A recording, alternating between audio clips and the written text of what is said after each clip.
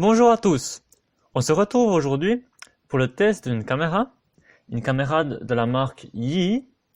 Alors Yi, c'est une start-up chinoise qui a été rachetée par Xiaomi, le fabricant de smartphones surtout. Alors moi je voulais une caméra connectée qu'on puisse diriger avec une application. La plupart sont quand même assez chers, en dessus de 100 euros. Et la Yi, elle avait l'air assez bien. Et on la retrouve pour pas très cher sur Amazon pour toutes les 70 euros en moyenne.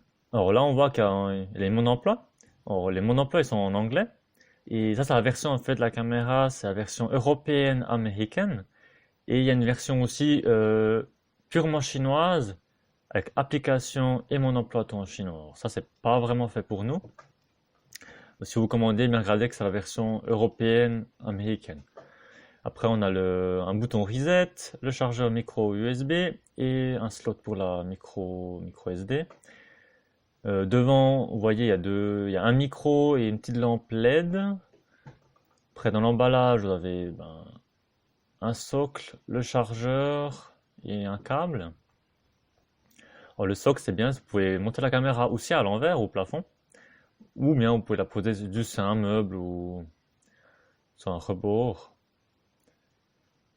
Après, on a le chargeur et le câble micro USB. Le chargeur, c'est un chargeur européen tout classique. On s'en peut brancher dans les prises. Il y a aussi on peut aussi choisir, je crois, que le chargeur américain. Après, le câble USB, il a l'air assez long. Comme ça, si vous devez le mettre au plafond la caméra, vous devez tirer tout le câble, vous avez assez de câbles pour brancher tout ça.